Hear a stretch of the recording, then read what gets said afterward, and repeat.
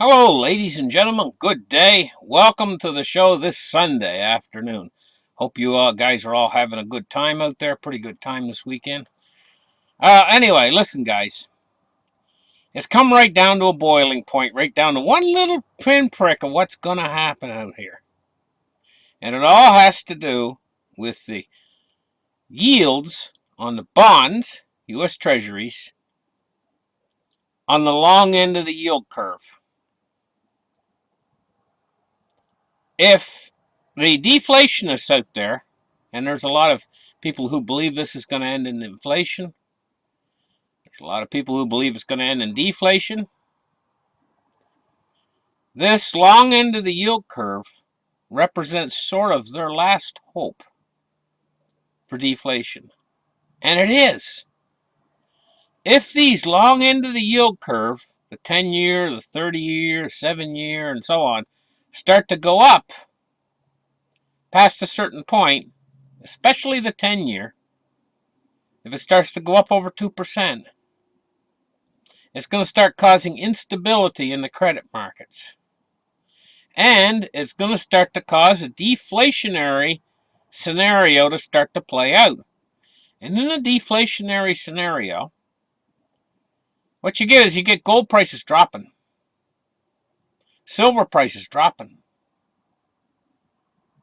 It can even affect the oil price and make it drop. The stock market starts to crash. And, this can cause bond yields to even go up higher. This whole thing can start to actually melt down into a deflation. And in a deflation, you want to be holding treasuries, dollars, cash. It's the things you want to be holding. Because everything else is going to become cheaper. So there's a lot of people out there who are on this deflation camp and they're watching these bond yields go up and they're saying, oh boy, this is what we've been waiting for. This is going to cause a massive deflation of the system. It's going to cause a stock market crash, and I'm all in cash. I'm ready for this. You'd be surprised how many people out there are thinking in that form, a way of thinking right now. But they're right. If these bond yields continue to creep up, especially the 10-year, it's going to start to cause tremendous instability in the system if the 10-year goes over 2%. And we could see a sudden crash in the stock market. We could see commodities like gold, silver, we could see the price start to drop out. And, the sky's the limit to how far deflation could take us. I mean, if deflation were to hit, we could be talking about $1,400 gold again. Okay? But here's the other side of this coin that they're missing. Is the Fed just going to stand there and watch the long end of the yield curve go up and not do yield curve control? Or are they just going to stand there and watch it and allow the deflation to spiral out of control? Now, I'm going to tell you why the Fed is holding back right now and they're not entering into yield curve control willy-nilly, because I'm going to tell you what. At this point in the game, if the Fed does yield curve control, the jig's up.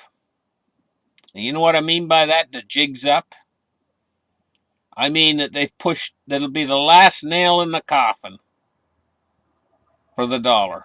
The jig will be up if they do yield curve control. The dollar's on tenuous grounds, and everybody's talking about inflation right now, and all this money has been created from thin air in the last year or two. But it's nothing compared to what yield curve control means.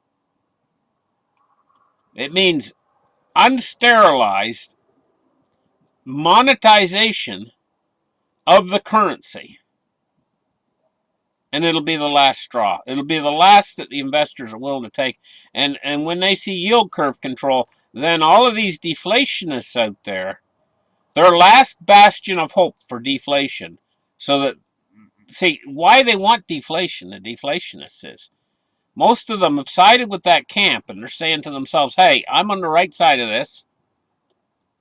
Maybe some of them even had gold. They must have sold it for cash. They've cashed out. They're sitting on a big pile of cash right now, and they're waiting for this deflation. It's that they think it's going to come. And you know the reason why they think it's going to come is not because they're they're off someplace and they're not paying attention to what's. They are paying attention and they're right. That's the way it would go. It's ready to deflate. All of these bubbles out there are ready to pop, but the Fed is standing in the way. So what we got is a situation here where it all matters, everything matters on what the Fed does with these yields. And as the yields start, the 10-year this week is probably going to start to approach 2%. It's probably, what did it end at? 1.63, something like that. It's on its way up. It can be at 2% in no time from here. We could be at 2% this week. We're going to enter into a crisis situation, and it's all down to what the Fed does. Because, and this is why the Fed has been slow to act on this, is because they know that this is going to push it off the cliff. They know that this little bit of extra that they're going to have to do yield curve control is going to push the whole thing over the edge into inflation if they do that. And so they're delaying on it. They're hoping beyond hope that somehow these bond yields are going to return back and normalize back down to a low rate all on their own. They're hoping the 10-year will probably go down to 1.1%, all on its own. But you know what, guys? It's not going to. It's on its way to 7 or 8%. And it's just going to keep going up unless they do something. And so they're going to be forced to act or not act. And if they don't act, the system's going to start to spiral into deflation, and then they'll have to act. And the longer they wait, the more money they're going to need to pull it back out if the credit markets become unstable. And they will. If this thing goes any much longer than it's going right now. In fact, if we're watching the MOVE index on my show, and this is my best window into the credit markets, it was staying down in the 40s. Credit market instability starts at a MOVE index of 75. Okay? It was down in the 40s. It's moved up into the upper 60s, low 70s now. It can breach 75 so fast if the U.S. 10-year goes above 2%. It could go up to 90, 100, 120, the MOVE index, overnight. And the instability can enter into these credit markets so fast. And then how much money is it going to take to pull us back from that abyss, depending on how far they let it drop? So it's all up to the Fed now at this point. And from my opinion, I don't think the Fed is going to let these yields go very much higher than they are right now. Because this is what's really going to affect the markets and everything. So we got this week coming up in the next few days. And it's going to be a very interesting week. And what we're going to be watching on my channel very closely is the MOVE index, the long end of the yield curve, and watching to see what the Fed's going to do.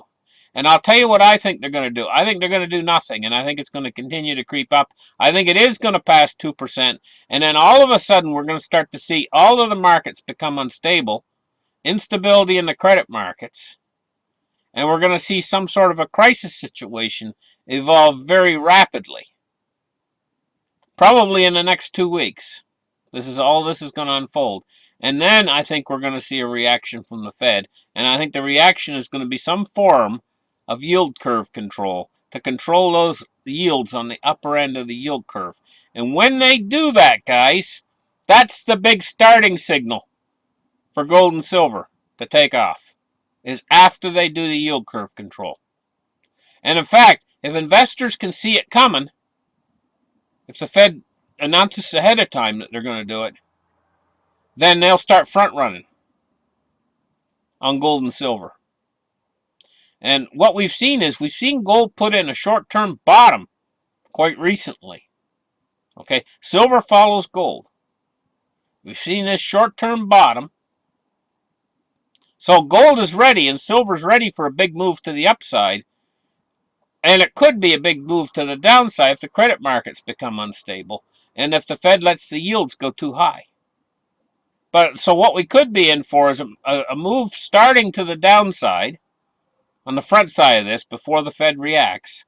And then after the Fed reacts, then a massive move to the upside again. So it's going to be a very turbulent week. We're going to have to keep our eye right on what's happening on here. Stay tuned, guys. It's going to be interesting. And we'll see you guys Monday. Bye-bye.